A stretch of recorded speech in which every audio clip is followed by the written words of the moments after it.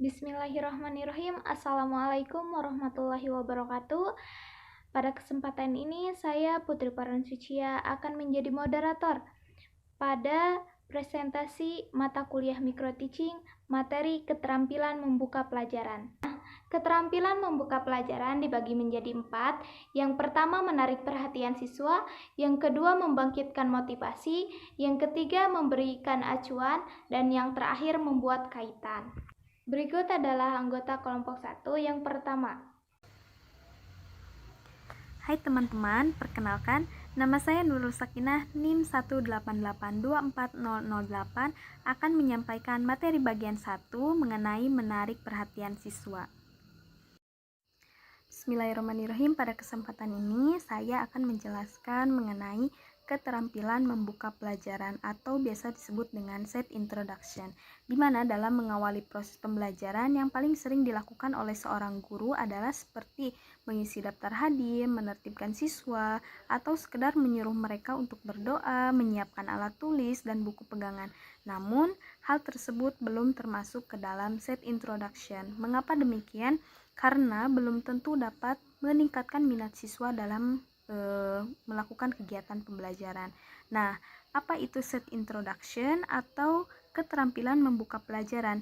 Adalah kegiatan guru dalam mengawali proses pembelajaran untuk menciptakan suasana siap baik itu secara mental, fisik, psikis, dan emosional siswa, sehingga dapat memusatkan perhatian mereka pada materi atau kegiatan pembelajaran yang akan dilakukan. Nah, berikut ini beberapa cara menarik perhatian siswa. Yang A, mengaitkan materi dengan berita-berita terkini, seperti berita yang sedang atau menjadi perhatian dalam masyarakat, dapat dipakai untuk membangkitkan minat siswa.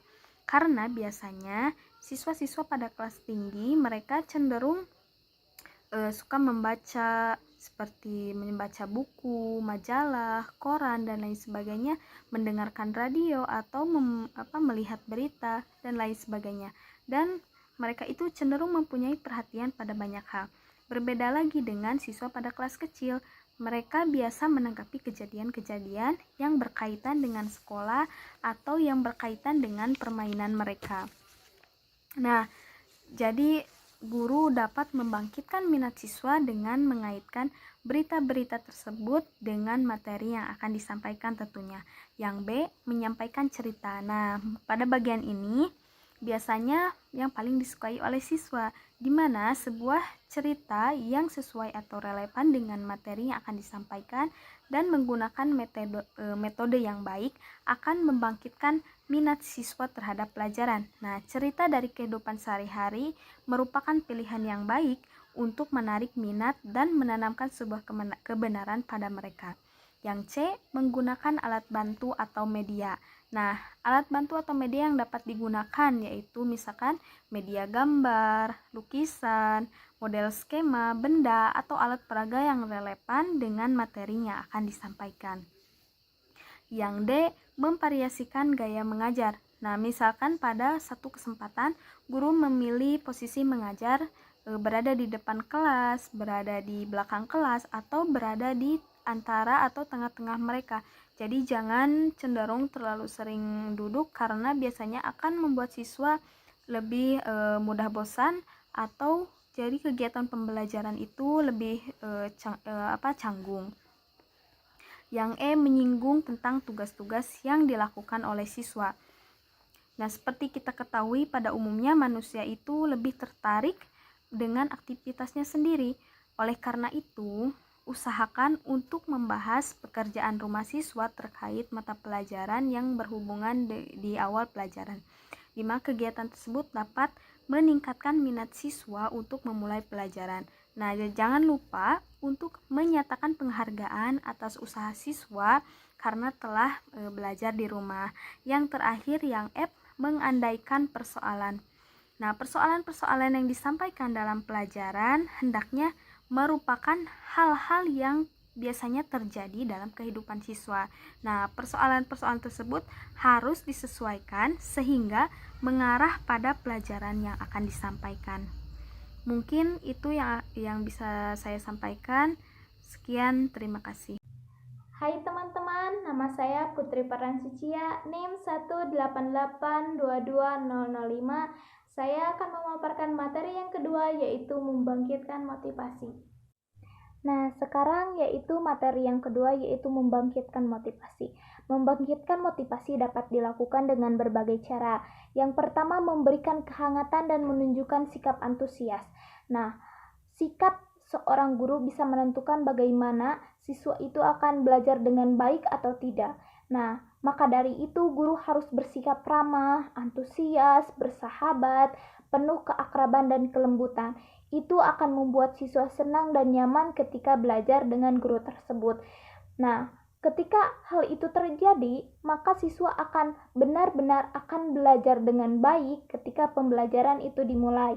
Nah, yang kedua yaitu membangkitkan rasa ingin tahu siswa.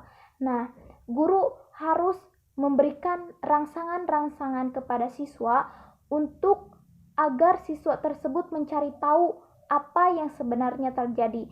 Misalnya, kita sebagai guru memberikan suatu objek atau suatu gambar untuk kita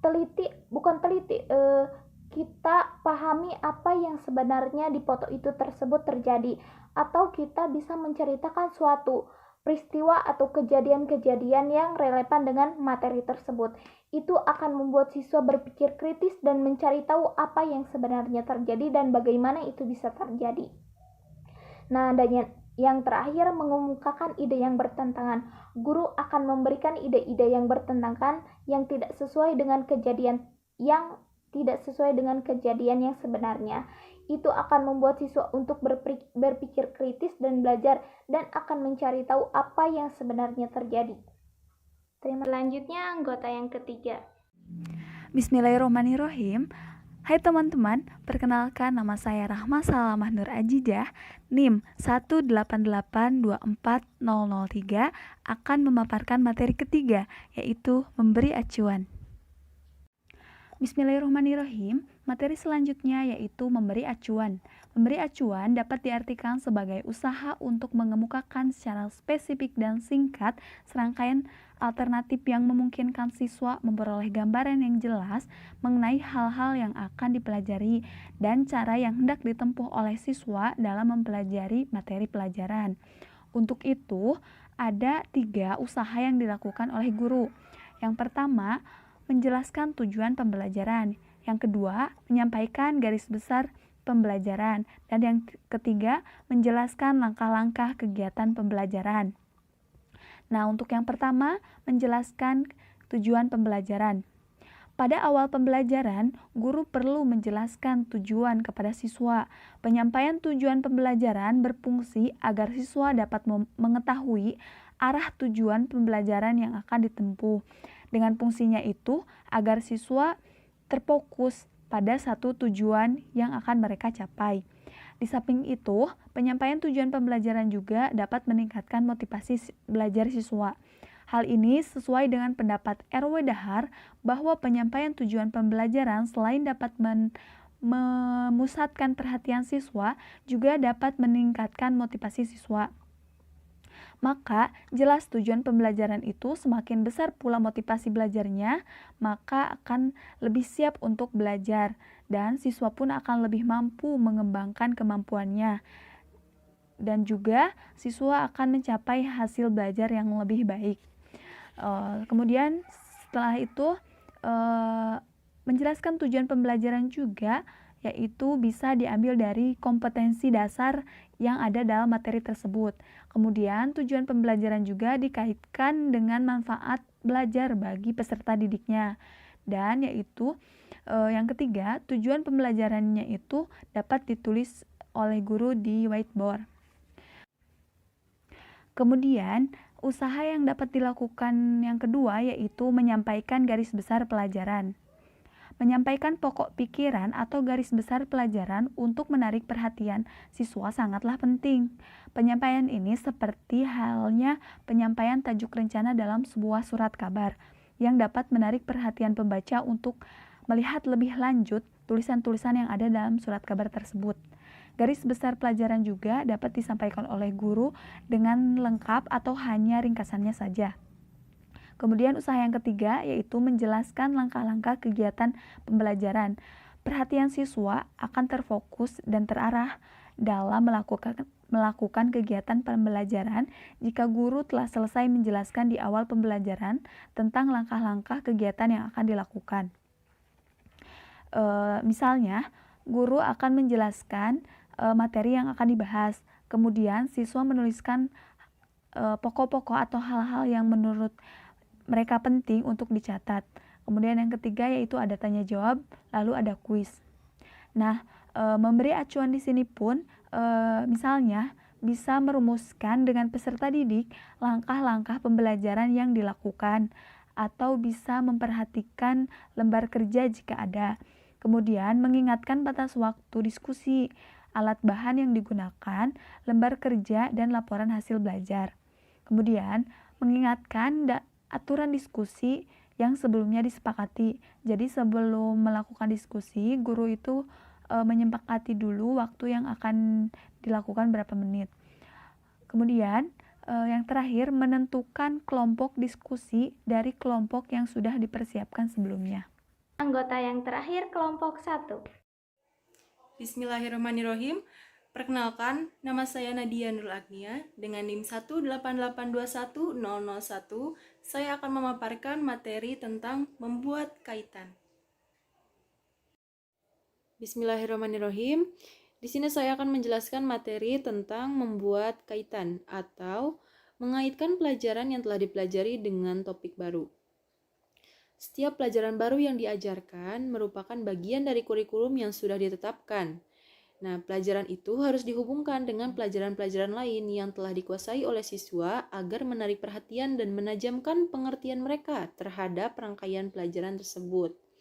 Nah, pelajaran dalam pertemuan sebelumnya itu harus diulang secara ringkas untuk dikaitkan dengan pelajaran yang baru. Seperti hal-hal yang telah diketahui, pengalaman-pengalaman, minat, dan kebutuhan-kebutuhan siswa itu disebut dengan pengait.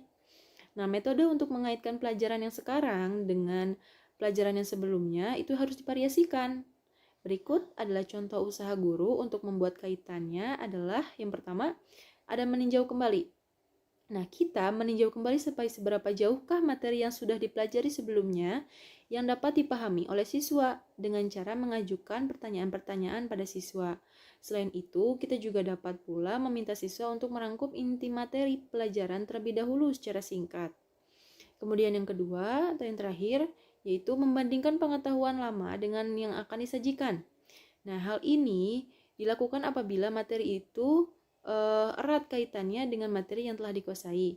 Misalnya, guru terlebih dahulu mengajukan pertanyaan untuk mengetahui sejauh mana pemahaman siswa tentang pengurangan sebelum mempelajari tentang pembagian. Nah, itu contohnya. Seorang guru tidak akan kehilangan waktu mengajarnya bila mengaitkan materi baru dengan pelajaran sebelumnya. Kemudian, jika seorang guru mempunyai waktu 35 menit untuk mengajar, gunakan waktu 5 menit pertama untuk menetapkan titik hubungan dengan siswa. Sekian yang dapat saya sampaikan. Mohon maaf apabila masih banyak kekurangan. Wassalamualaikum warahmatullahi wabarakatuh. Terima kasih atas perhatian kalian. Semoga ilmunya bermanfaat. Maaf bila ada salah-salah kata. Kami pamit undur diri. Wassalamualaikum warahmatullahi wabarakatuh.